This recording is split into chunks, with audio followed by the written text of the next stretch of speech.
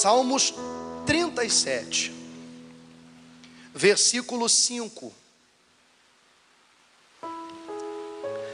Entrega o teu caminho ao Senhor,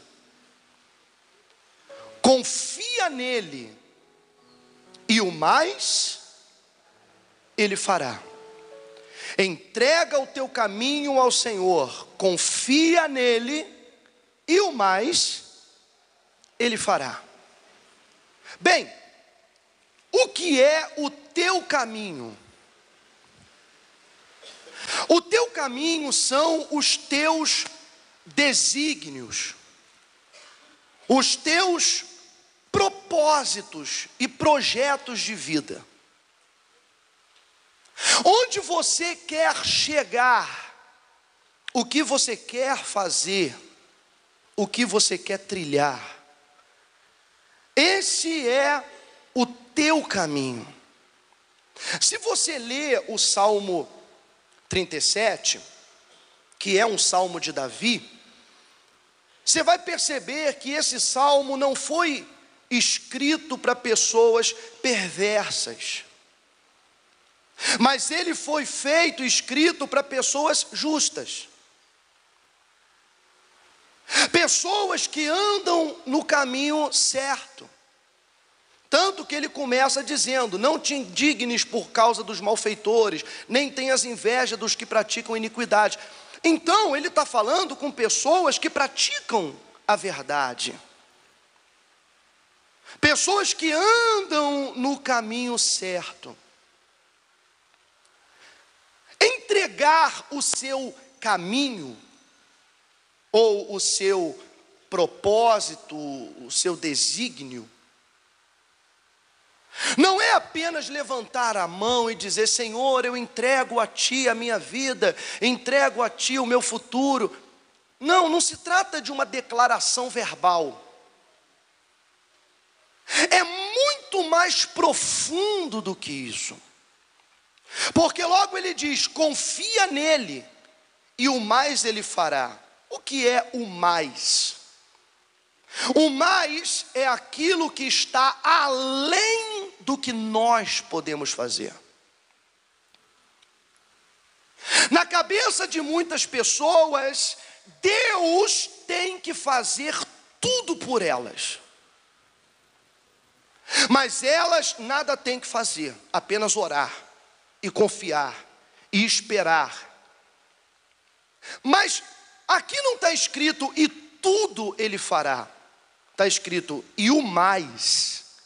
Ou seja, tem uma parte desse caminho, da realização desse propósito que você tem, que é você que tem que fazer. Há coisas e decisões que é você que tem que tomar. Atitudes e escolhas que é você que tem que fazer. Deus não vai escolher por você e nem por mim. E cada um de nós temos que fazer tudo aquilo que está ao nosso alcance. Mas é claro, vai chegar um momento em que todos nós vamos nos encontrar diante de uma adversidade que é muito maior do que nós. Vamos encarar situações que nós estamos completamente despreparados para ela. E não vamos saber o que fazer. Nessa hora que você já não sabe mais o que fazer, esse é o mais. O mais ele fará. Aí ele entra com a providência. Não porque você ficou com o braço cruzado, só orando, fazendo vigília, jejuando, sem fazer nada, esperando que caia do céu a bênção, que caia do céu o dinheiro para pagar as contas, que alguém venha e te ofereça dinheiro para você abrir seu negócio. Não, você tem que correr atrás do que você quer. Porém, nem todos os caminhos, ou nem todos os propósitos na vida se realizam. ainda com muito trabalho, ou com muito esforço, muita força de vontade. Muitas pessoas, elas se esmeram por algo e nunca chegam. E oram a Deus, pedem a Ele, e Ele não responde. Então ela diz, mas, ô pastor, bispo, eu entreguei meu caminho ao Senhor, eu confiei nele, por que o mais Ele não fez? Pelo seguinte, abre, se você conseguir, no livro de Amós, do profeta Amós. Se não conseguir, depois você marca aí e abre em casa. Livro do profeta Amós, está depois de Joel, do profeta Joel. Livro de Amós, capítulo 7, versículo 7. Deus, ele deu 3 visões ao profeta Amós. 3 visões do que ele faria. A primeira visão foi uma visão de uma nuvem de gafanhotos que vinham na entre-safra no momento da colheita e devoravam tudo. E Amós disse assim, não, Senhor, não permita que isso aconteça, porque o teu povo vai perder tudo. E Deus disse, tá bom, não vou permitir que isso aconteça. A segunda visão que ele teve foi a visão de um fogo que vinha e consumia tudo e destruía tudo, um fogo que subia do inferno e consumia toda a cidade, todo o povo. E Amós, nessa visão, disse, Senhor, por favor, não deixe isso acontecer. E Deus falou, tá bom, não vou deixar isso acontecer. E aí veio a terceira visão, que é essa daqui. Mostrou-me também isto. Eis que o Senhor estava sobre um muro, levantado a prumo, e tinha um prumo na mão. Quem é pedreiro? O que é prumo? É uma ferramenta, não é? Ela tem uma cordinha, né? Então o prumo, ele é uma cordinha, tem um peso embaixo e uma madeirinha em cima. O prumo serve para quê?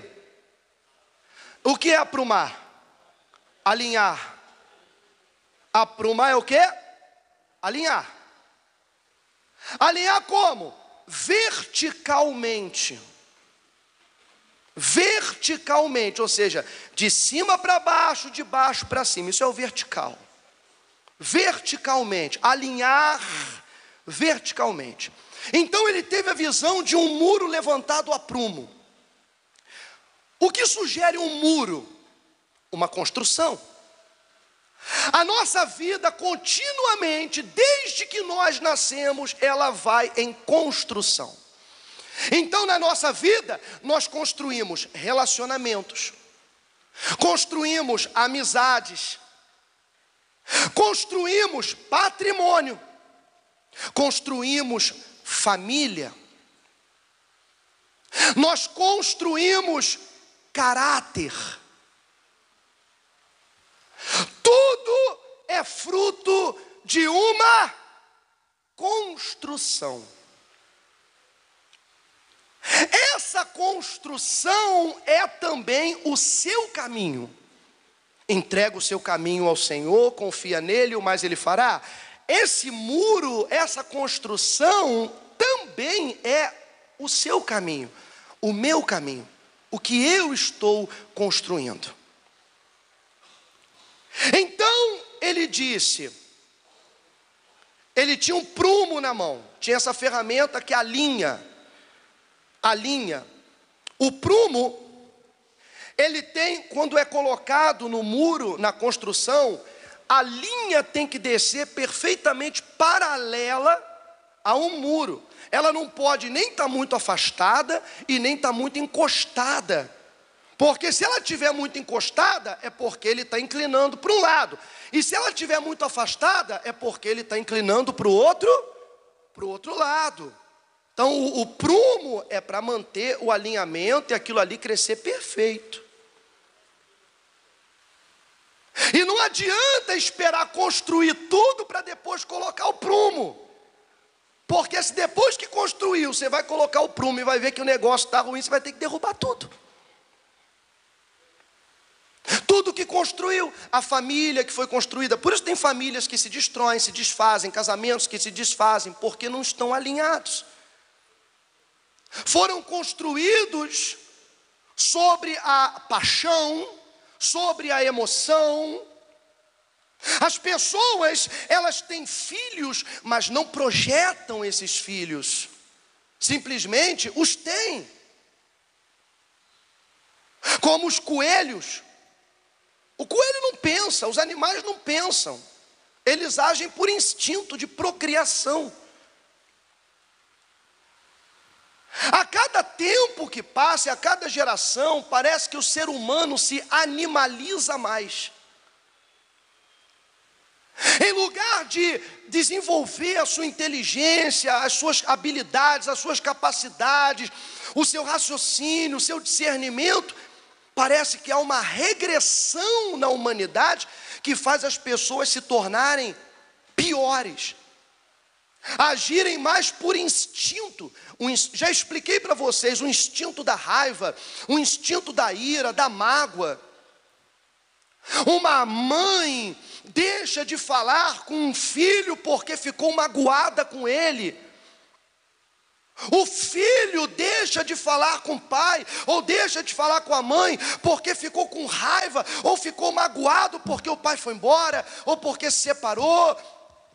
Ele fica magoado, mas é o seu pai, é a sua mãe, é o que lhe gerou.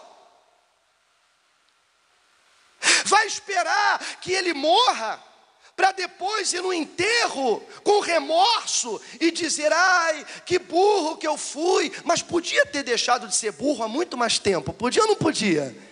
Mas foi construindo a sua vida alinhado com as suas emoções, alinhado com os seus sentimentos, com os seus instintos, e fazendo escolhas erradas, maltratando e agredindo pessoas por um momento de fúria ou de ira, e de repente essas pessoas poderiam fazer parte do seu futuro, e você, por não pensar, tirou essa criatura do seu caminho, porque ela lhe ofendeu em algum momento. Não adianta esperar construir o muro todo para depois ver se ficou certo. Não adianta casar primeiro para depois ver: deixa eu ver se eu casei certo, deixa eu ver se eu casei com o cara certo, deixa eu ver se eu casei com a mulher certa. Não adianta, você tem que ver antes. Não adianta ter um filho para depois pensar: deixa eu ver se era o momento certo de ter um filho. Porque você vai trazer uma vida. Então, você tem que pensar que tipo de situação você vai colocar essa vida que você está trazendo. Aí entra o discernimento, entra a cabeça dela dizer: não, esse não é o momento de eu trazer uma criança. Vou esperar. Ah, mas eu quero tanto, quero tanto, quero tanto. Vai continuar querendo. Se você quer tanto, esse desejo não vai morrer. Você vai continuar com esse desejo. Mas não adianta fazer a coisa certa na hora errada. As coisas certas, para darem certo, precisam ser feitas no momento certo. Tudo. Tudo. Muita gente fala: não, mas eu sempre faço as coisas certas no momento errado. Então, a coisa certa acaba dando errado. Aí vamos lá, vamos voltar para o prumo. Tinha um prumo na mão. O Senhor me disse: que vês tu, Amós? Respondi: um prumo. Então me disse o Senhor: Eis que eu porei o prumo no meio do meu povo de Israel, e jamais passarei por ele. Olha só o que ele está falando. Eis que porei o prumo no meio do meu povo de Israel, e jamais passarei por ele.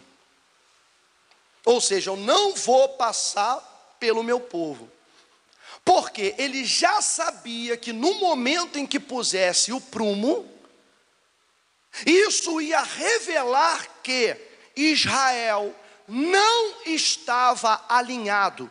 Os caminhos de Israel e os caminhos de Jerusalém, os seus desejos, os seus propósitos não estavam alinhados ao propósito de Deus. A vontade deles não estava alinhada ou aprumada com a vontade de Deus. E Deus disse: jamais passarei por eles. Jamais passarei por eles. Qual é o problema das pessoas hoje em dia? Crentes em geral. As pessoas querem adaptar Deus aos seus caminhos. Elas não querem crescer e desenvolver e se tornarem sobrenaturais para alcançar a grandeza de Deus, mas elas querem diminuir Deus para fazê-lo caber na sua vida. Ela quer reduzir Deus para ele caber nas suas emoções, ou seja, para que a vontade dela sempre prevaleça e não a vontade de Deus. Lembra da oração que o Senhor Jesus ensinou? Seja feita a vossa vontade, assim na terra como no céu. Quando o Senhor Jesus estava no Getsemane, antes de ser preso, ele estava em angústia e agonizando, e chorando, e transpirando. O suor dele foi como gotas de sangue que caíam sobre a terra. E ali ele dizia: Pai, eu sei que tudo é possível para ti. Então, passa de mim esse cálice,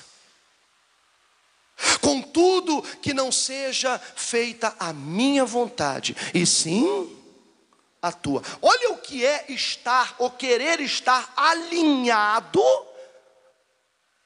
à vontade de Deus. O seu pensamento aliado ao pensamento de Deus. O Senhor Jesus sabia que ele ia ser preso, agredido, ele ia ser torturado. Ele sabia que ia levar chicotadas, que ia ser crucificado, ia morrer até perder a última gota do seu sangue. Ele sabia de tudo isso. Quem quer passar por isso? Quem de livre e espontânea vontade se entrega para a morte? Não era a vontade, o desejo da carne, do corpo, mas era a vontade do Pai. Porque havia um plano de salvação que dependia daquele sacrifício.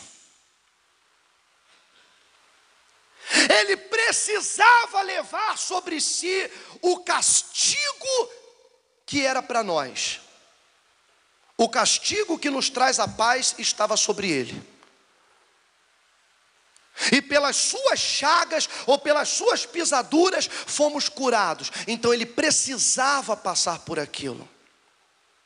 É claro que ele ia ressuscitar ao terceiro dia e até hoje está sentado à direita do Pai, reinando e intercedendo por nós.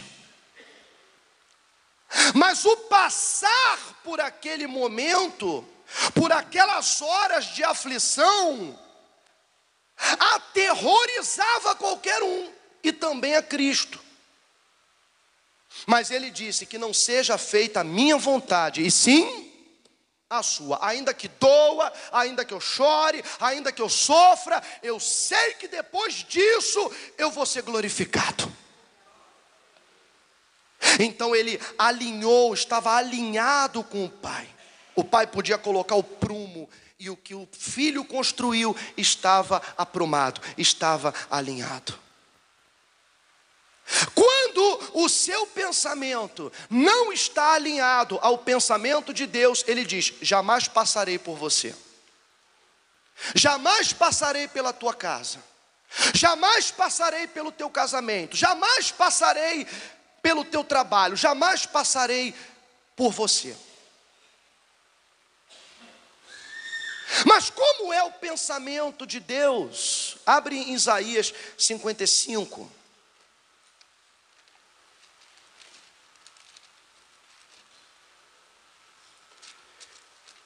Isaías 55, versículo 6. Então, no tempo de Amós, Israel estava desalinhado com a vontade de Deus. Eles construíram a sua história, construíram a sua vida longe de Deus. Ele diz, versículo 6, capítulo 55 de Isaías: buscai ao Senhor enquanto se pode achar, invocai-o enquanto está perto. Deixe o perverso o seu caminho, deixe o perverso o seu caminho, o iníquo os seus pensamentos. Converta-se ao Senhor, que se compadecerá dele, e volte-se para o nosso Deus, porque é rico em perdoar. Porque os meus pensamentos não são os vossos pensamentos, nem os vossos caminhos, os meus caminhos, diz o Senhor. Aí a pessoa diz: mas a Bíblia diz: entrega o teu caminho ao Senhor, confia nele, o mais ele fará. Mas e se o seu caminho não estiver alinhado ao caminho de Deus? Porque ele está falando: meus caminhos são mais altos do que os seus. Eu não tenho que alinhar o meu caminho ao teu, você tem que alinhar o teu ao dele. Os meus pensamentos são mais altos que os seus. Eu penso mais alto, o meu caminho é sobrenatural.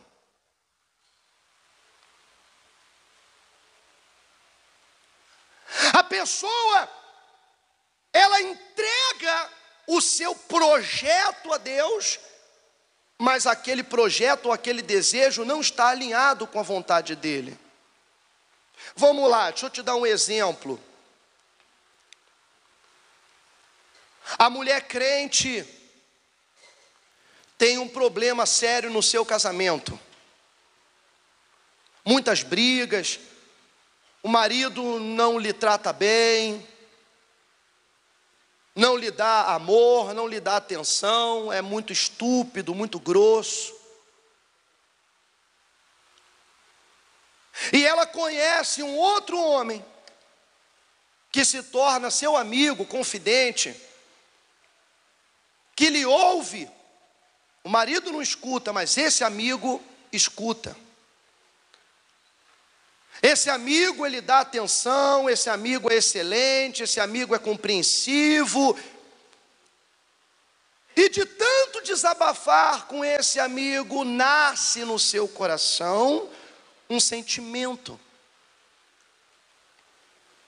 Ela é casada, mas nasce um sentimento com aquele homem, com aquele outro homem. Então ela começa a orar: oh meu Deus, tira esse marido da minha vida, porque agora eu quero esse homem. E de repente esse homem também é casado. De repente esse homem também tem uma mulher e tem uma família. Mas ela pensa na sua felicidade, não pensa na felicidade da outra, da mulher, a esposa desse homem, das crianças ou os filhos que esse homem tem, a família dele. Não, ela diz: eu quero ser feliz, então eu sou de Deus e Deus vai me atender. Eu te pergunto, esse desejo está alinhado com a vontade de Deus? Não está alinhado.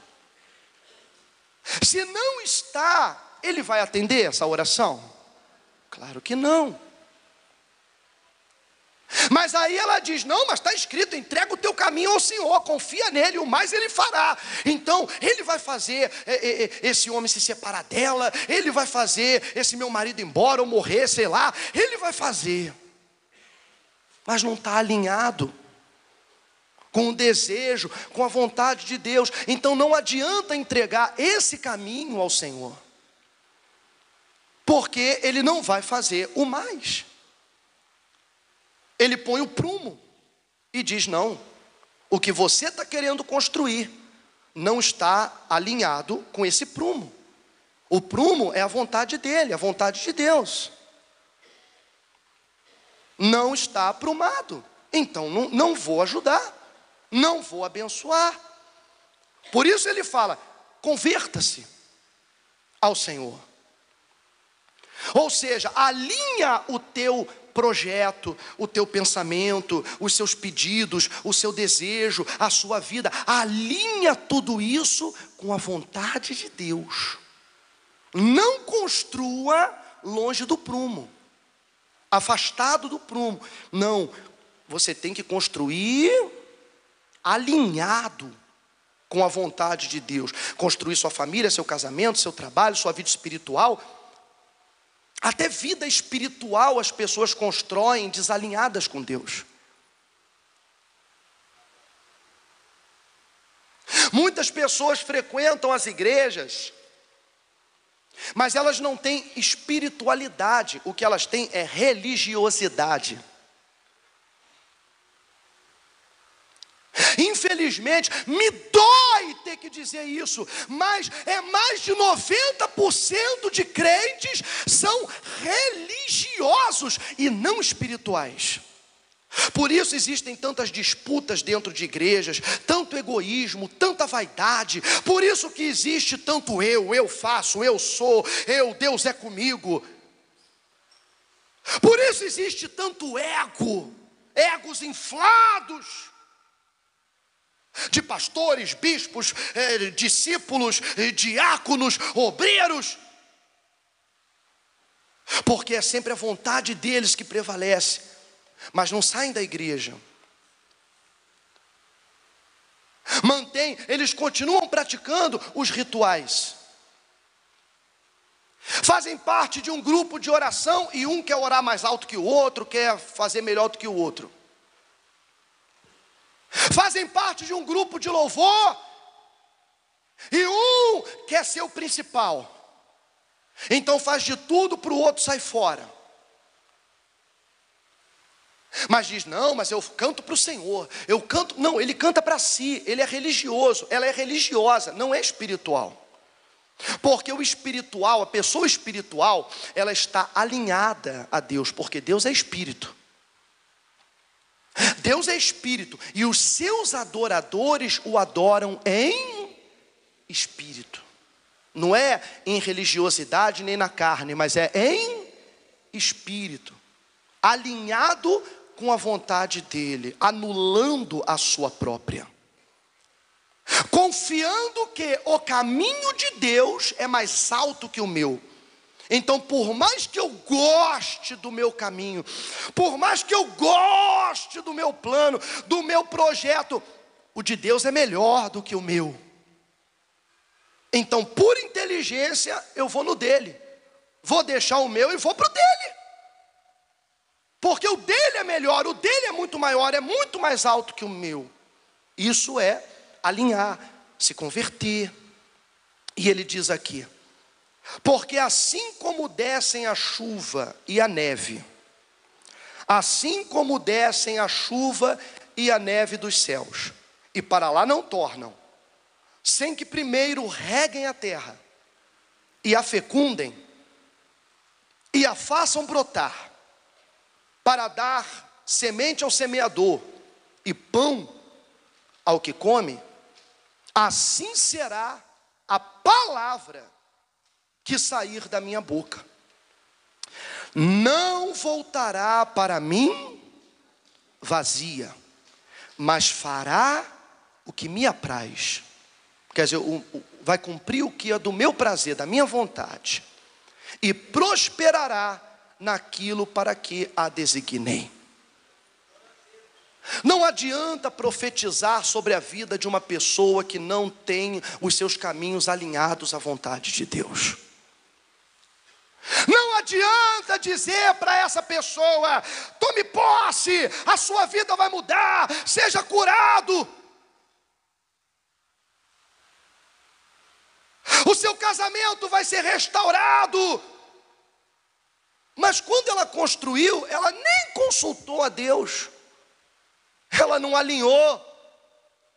E tudo aquilo que você constrói e não foi alinhado, quando estiver no alto e você decidir colocar o prumo, você vai ver: isso aqui está perigoso, é melhor derrubar. É o marido agressor, que ameaça, que diz que vai matar. Aí ela diz: não, mas antes de casar ele era um namorado tão bacana, tão bom, e agora ele me bate, me agride, me maltrata. Pois é, decidiu construir essa relação sem o prumo, e agora está colocando o prumo. Você quer que aconteça o quê? Vai ter que derrubar o muro. E muitas coisas têm que ser derrubadas, infelizmente, têm que ser jogadas no chão. Faz 10 anos que eu sou crente, faz 20 anos que eu sou crente, e tudo eu aprendi desse jeito. Eu aprendi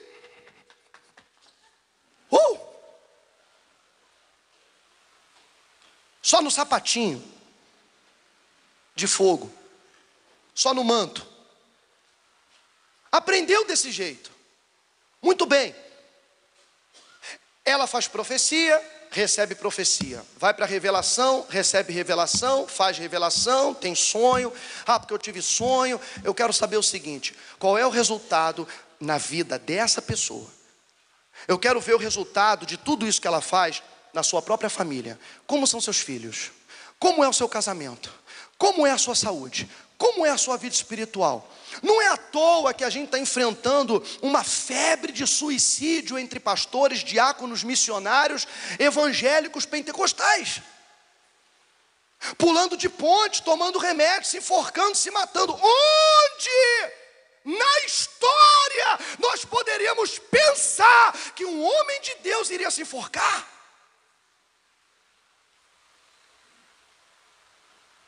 E a cada tanto nós temos notícias de que uma missionária se matou, um pastor se matou, outro se enforcou. O que está acontecendo, meu Deus?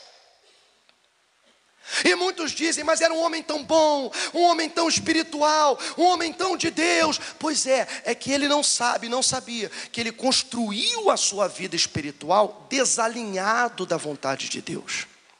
Ele alinhou a sua vida a uma liderança evangélica que de repente não estava alinhada com Deus também. Ele alinhou a sua vida espiritual, o seu muro que construiu, sobre suas emoções. Aí eu estou sentindo arrepio. Ai, Deus está falando comigo. Você não precisa sentir arrepio nenhum para saber que Deus está falando com você. Eu tenho isso aqui, é aqui que Deus fala comigo. Não tem arrepio, não tem nada não. É a palavra. Arrepiou, não arrepiou, essa é a verdade. Não podemos estar alinhados às nossas emoções, aos nossos sentimentos, e sim à vontade pura, verdadeira, genuína, que é a palavra de Deus. Esse é o caminho mais alto que o nosso. Então muitos constroem sua vida espiritual desalinhado da vontade de Deus, não está alinhado ao pensamento dele. Por isso está cheio de crente com depressão, um monte de crente passando necessidades, tendo um Deus que provê todas as coisas. Um monte de crente doente, penando, tendo um Deus que cura todas as doenças. Porque ele não ouve a oração. Porque não está alinhado ao caminho dele. Mas eu entrego o meu caminho. Mas esse caminho que você está entregando, ele está alinhado ao caminho mais alto, que é o de Deus? Será? Porque é muito vago simplesmente eu chegar e ler para você: entrega o teu caminho ao Senhor, confia nele, o mais ele fará. Aí todo mundo diz: vou entregar. Mas isso é muito profundo. Isso é mais profundo do que só esse parágrafo. Quando você começa a destrinchar essa palavra e pede a Deus a revelação em cima do que Ele realmente quer dizer, Ele vai abrindo a nossa mente de um jeito e vai mostrando coisas que nós nunca pensamos que seria assim. Ele fala: a minha palavra que eu enviar, como a chuva que cai do céu e não volta, até cumprir a sua missão, a minha palavra não vai voltar vazia, mas ela vai cumprir o propósito para o qual eu a enviei. Quer dizer que a nossa vida tem que estar alinhada com a palavra de Deus, para que tudo venha a dar certo, para que os nossos planos venham se concretizar. Amém, gente? Abre ali no livro de Jeremias 14. E aqui diz, versículo 7. Rejeitada a primeira intercessão de Jeremias. Foram 3 orações que ele fez. A primeira foi rejeitada. Olha o que diz no versículo 11. Disse-me ainda o Senhor: não rogues por este povo para o bem dele. Quando jejuarem, não ouvirei o seu clamor. Quando trouxerem holocaustos e ofertas de manjares, não me agradarei deles. Antes, eu os consumirei pela espada, pela fome e pela peste. Porque o caminho de Israel não estava alinhado à vontade de Deus. Então Jeremias orou por eles e Deus falou: não ore por eles, não peça pelo bem deles, porque quando eles clamarem a mim, eu não vou ouvir, e quando eles me fizerem ofertas, eu não vou me agradar. Nada do que eles façam eu quero, porque não estão alinhados com a minha palavra. Cada um faz o que quer, cada um faz o que dá na sua telha, cada um cumpre o seu próprio desejo e quer que eu aceite, e quer que eu me adapte.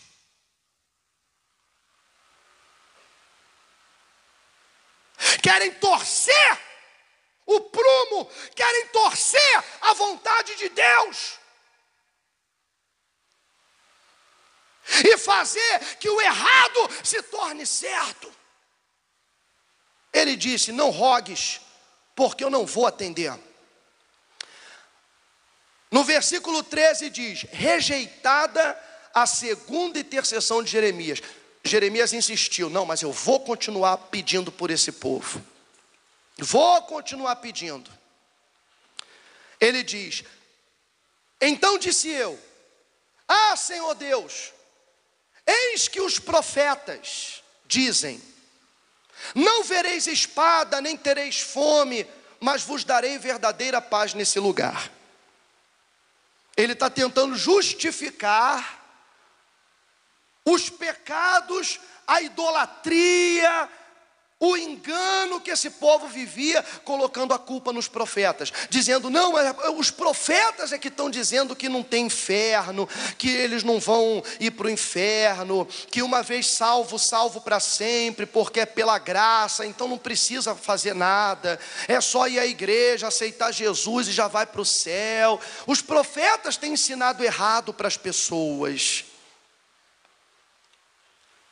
Disse-me o Senhor, olha a resposta: os profetas profetizam mentiras em meu nome. Os profetas profetizam mentiras em meu nome. Querido, querida, para de ficar escutando falso profeta de Facebook, falso profeta de Instagram, de YouTube, de rede social. Aparecem uns moleques gritando, dizendo glória, e começam a fazer revelações, dizendo que é em nome de Deus, e as pessoas ficam ali, glória a Deus varão, glória a Deus vaso, glória a Deus vaso. Irmão, antes de você dar atenção a quem fala, saiba primeiro quem está falando e se essa pessoa tem a sua vida alinhada à palavra de Deus. Porque não é qualquer um que fala em nome de Deus que está falando o que ele quer. Então conheça primeiro quem você vai ouvir, antes de escutar o que está falando. Espera aí, eu quero saber quem está falando. Aí vê aquele profetinha, diácono não sei das quantas, profeta não sei das quantas. Ela diz, mas eu nunca vi, mas ele está falando umas coisas que está me arrepiando, vou escutar. A única coisa que você está fazendo é desalinhar a tua vida da palavra de Deus. Você está construindo o teu muro errado, depois não reclama. E depois não põe a culpa no profeta que revelou que você tinha que largar teu marido. O profeta que revelou que você tinha que deixar teu namorado. O profeta que revelou que você tinha que deixar o tratamento do câncer. Você não sabe. Aí ele diz, não, mas o Senhor está me falando, irmã, pode parar de fazer a quimioterapia, pode parar porque o Senhor está me falando. Ué, como que o Senhor está falando? A autoridade para isso é o médico. Ele foi instituído para isso. Então, se realmente a pessoa está curada, ela vai comparecer ao exame, o médico vai fazer e vai constatar. Então, o mesmo que mandou fazer a quimioterapia é o que vai suspender. Ele vai examinar, vai dizer, não, aconteceu alguma coisa, você não tem mais o tumor. O que você fez? Ela vai dizer, eu busquei a Deus, eu clamei o nome de Jesus. E ele vai dizer, não tem mais sentido você fazer quimioterapia, não tem mais, porque você não tem nada. Não é o pastor a autoridade para mandar uma pessoa parar um tratamento. Muitas pessoas, elas olham o pastor, todos eles, como, mas é um homem de Deus, é um santo. Aí o pastor se aproxima da ovelhinha e diz assim, ovelhinha, você não pode me emprestar R$2.000 não, que o pastor está endividado, mas depois eu pago você, irmãzinha. Pastor não é teu amigo, e dinheiro não se empresta. Ou você dá, emprestar não.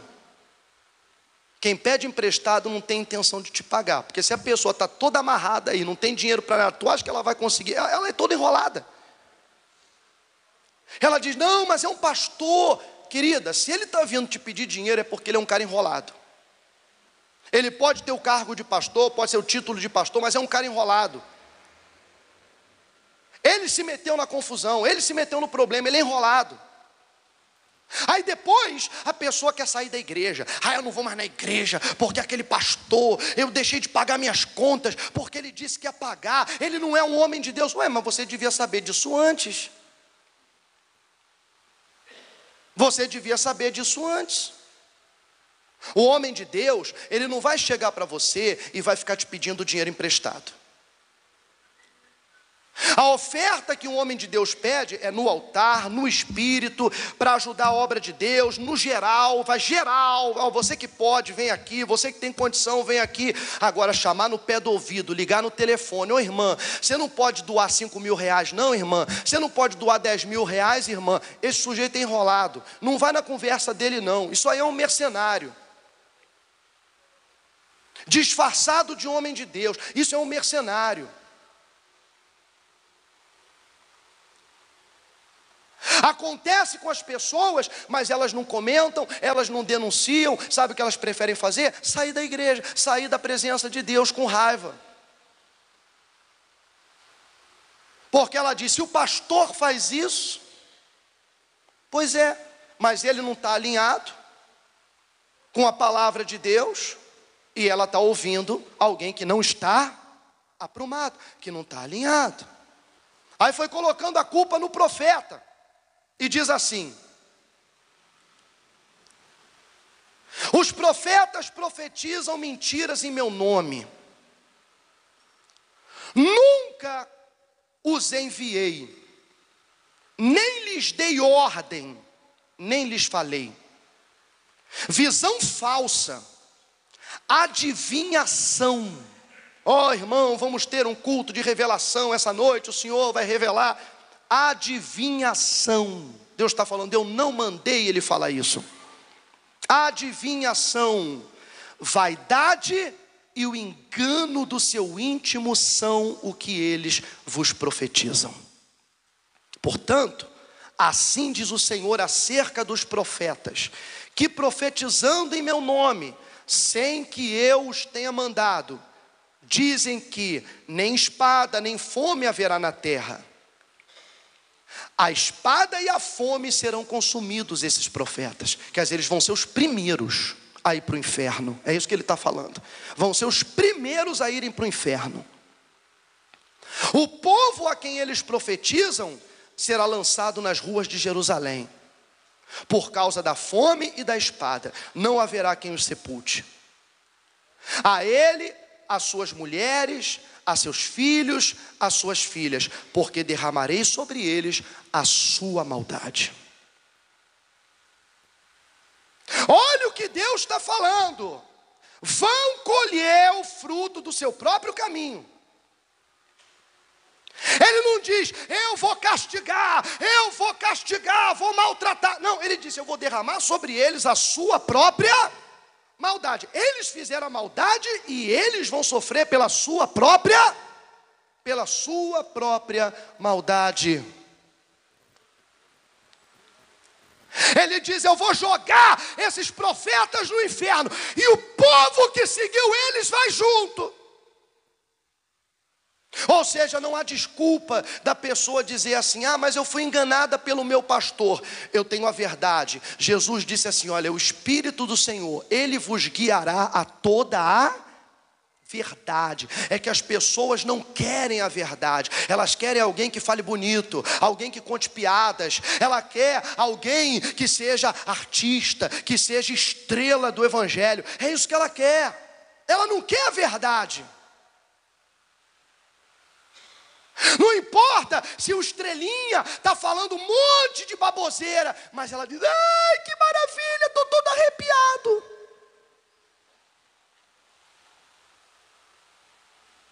O Espírito do Senhor guia a toda a verdade. Então, se você segue a mentira, é porque você escolheu. Então, o profeta vai para o inferno e quem segue esse profeta vai junto. Porque a palavra de Deus está para mim, está para você, está para todo mundo. E as pessoas estão deixando isso aqui de lado. É ou não é? Então a segunda oração foi rejeitada. E aí no versículo, a partir do versículo 19 diz: rejeitada em absoluto. A terceira intercessão de Jeremias. 3 vezes ele orou e 3 vezes Deus disse: não. Não. E ele fala aqui no capítulo 15, respondendo Jeremias: disse-me, porém, o Senhor, ainda que Moisés e Samuel se pusessem diante de mim, meu coração não se inclinaria para este povo. Lança-os de diante de mim e saiam. Voltando ao caminho, eles construíram a sua vida desalinhada da palavra de Deus. Vocês estão entendendo, sim ou não? Desalinhada da palavra de Deus. Agora, e quando a sua vida está alinhada? E quando seus planos e projetos estão alinhados, aprumados com a palavra de Deus, o que acontece? Volta lá no livro de Isaías 37. Volte lá. Isaías 37. O rei Ezequias foi um rei que reformou o templo, o serviço dos sacerdotes. Ele fez uma reforma espiritual em Jerusalém. Ele pega um reino destruído, idólatra, o templo fechado, as portas destruídas, e Ezequias decide fazer uma aliança com Deus e faz uma reforma espiritual. Antes mesmo de fazer reforma financeira, reforma econômica, reforma política, ele faz uma reforma espiritual em Jerusalém. O resultado dessa reforma foi a prosperidade, a saúde, a alegria, a felicidade do povo. Todos se voltaram para Deus. E quando eles prosperaram, veio Senaqueribe, o rei da Assíria, e disse: eu vou tomar tudo de vocês. Vocês estão ricos demais. Ou vocês me pagam um tributo todo mês, ou eu tomo a terra de vocês. Senaqueribe afronta Ezequias e afronta a Deus. Escreve cartas de afronta, dizendo: o Deus de vocês não vai poder livrá-los da minha mão.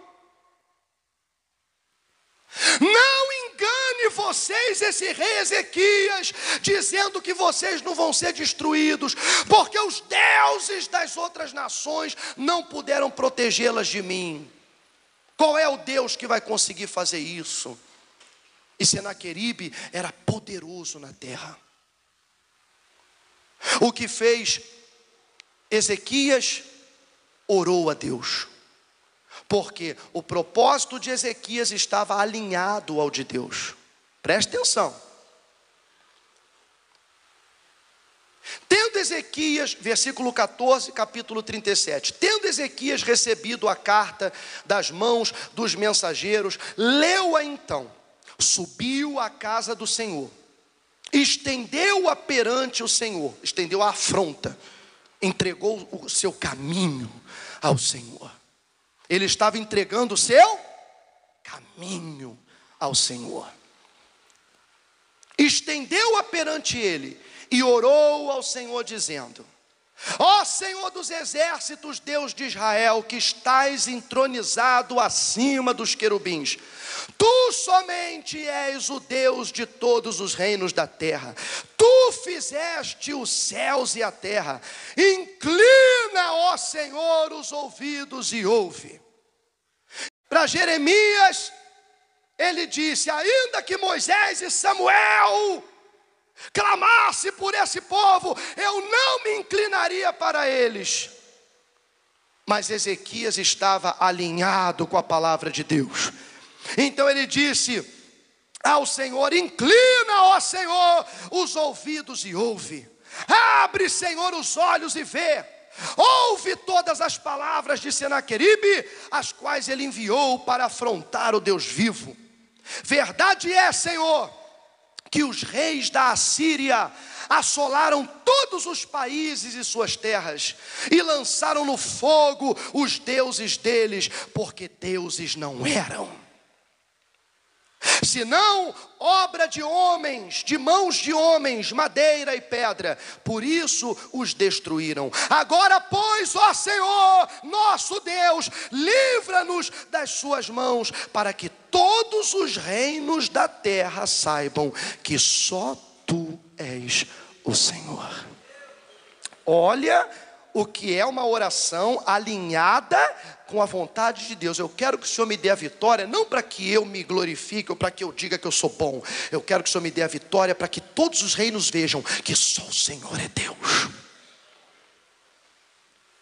Eu quero ser abençoado, quero ser liberto, quero uma família abençoada, quero prosperar, quero sair da miséria, não para ficar jogando dinheiro fora, ficar gastando com um monte de besteira, não. Eu quero para que o mundo veja que só há um Deus que pode tirar o pobre do pó e levantar do monturo o necessitado. Há um só Deus que pode fazer isso. Eu quero que os reinos e o mundo veja isso. Aí a sua oração, ela está alinhada com a vontade de Deus. Amém? Qual é o resultado disso? Amém. O resultado, versículo 36, a resposta. Então saiu um anjo do Senhor, o anjo do Senhor, e feriu no arraial dos assírios a 185.000.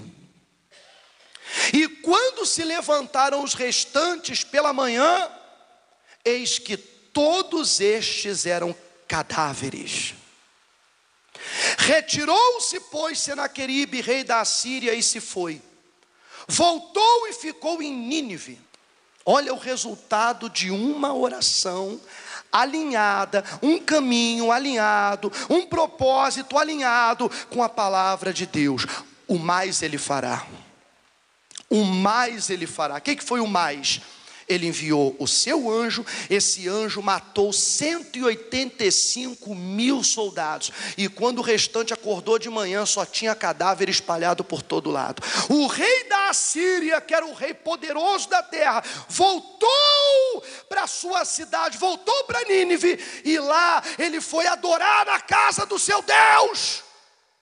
E os filhos entraram enquanto ele adorava o Nisrod e mataram o próprio pai à espada.